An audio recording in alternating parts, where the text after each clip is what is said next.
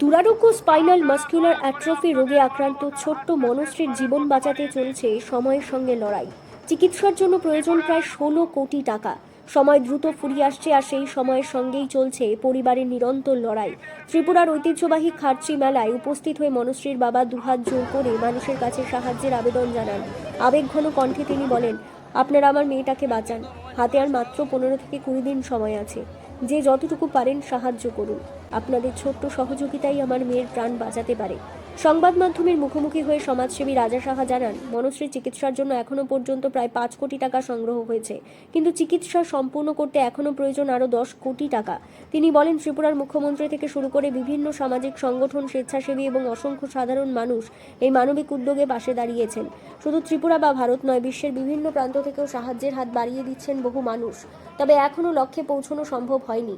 তাই শেষ আশায় খার্চি মেলায় গিয়ে সাধারণ মানুষের কাছে সাহায্যের আবেদন জানাচ্ছেন মনশ্রীর পরিবার ও স্বেচ্ছাসেবীরা। তাদের একটাই অনুরোধ, ত্রিপুরার মেয়েকে বাঁচাতে সবাই এগিয়ে আসুন। মানবতার এই লড়াইয়ে আপনার সামান্য সহযোগিতাও হতে পারে একটি শিশুর নতুন জীবনের আশার আলো। বিরল থেকে বিরলতম রোগে আক্রান্ত ত্রিপুরার ফুল মনশ্রীর বাবা আজ ত্রিপুরা রাজ্যের ঐতিহ্যবাহী মেলা খার্চি পূজায় উপস্থিত হয়েছেন নিজের মেয়ের প্রাণ ভিক্ষা চাওয়ার জন্য। আমার ডান পাশে রয়েছে ত্রিপুরার ফুল মনশ্রীর বাবা।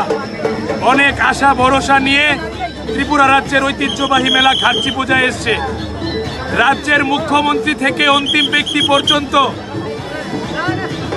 আমরা সবাই মিলে রাস্তায় নেমেছি ত্রিপুরার ফুল মনশ্রীকে বাঁচানোর জন্য।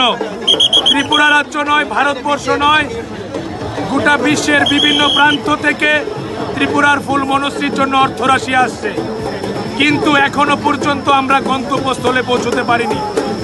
আরো 10 কোটি টাকার প্রয়োজন। ত্রিপুরা রাজ্যের 35,000 লোক যদি 1,500-2,000 টাকা করে ত্রিপুরার ফুল মনশ্রীর মার ঝুলিতে ভরে দেয়, তাহলে নিউজিল্যান্ড থেকে সেই জল গ্যাসমা মেডিসিনটি আমরা আনতে সক্ষম হব। আপনাদের সহযোগিতা, আপনাদের আশীর্বাদ, ভালোবাসা কামনা করছে ত্রিপুরার ফুল মনশ্রীর বাবা। এখন পর্যন্ত আমরা 5 কোটি টাকার অর্থরাশিতে পৌঁছতে সক্ষম হয়েছি। আরও 10 কোটি টাকা প্রয়োজন ত্রিপুরার ফুল মনশ্রীকে বাঁচাতে।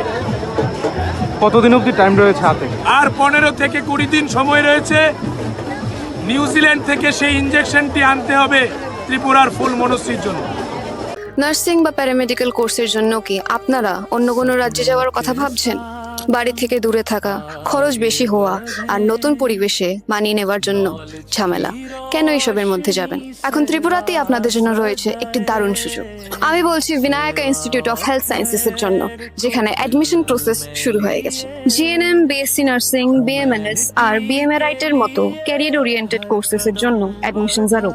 সবচেয়ে বড় সুবিধা হলো এই ইনস্টিটিউটটি ত্রিপুরা ইউনিভার্সিটির সাথে অ্যাফিলিয়েটেড, যার জন্য আপনারা কোয়ালিটি আর রেকগনাইজড এডুকেশন পেয়ে যাবেন। The best part of this institution is no donation, no broker. আপনারা নিজেই বিনায়ক ইনস্টিটিউট অফ হেলথ সায়েন্সেসে এসে নিজের অ্যাডমিশন করিয়ে নিতে পারবেন। যদি আপনাদেরও স্বপ্ন হয় হেলথ কেয়ার সেক্টরে একটি সাকসেসফুল ক্যারিয়ার গড়ে তোলা, তাহলে এই সুযোগটি হাতছাড়া করবেন না।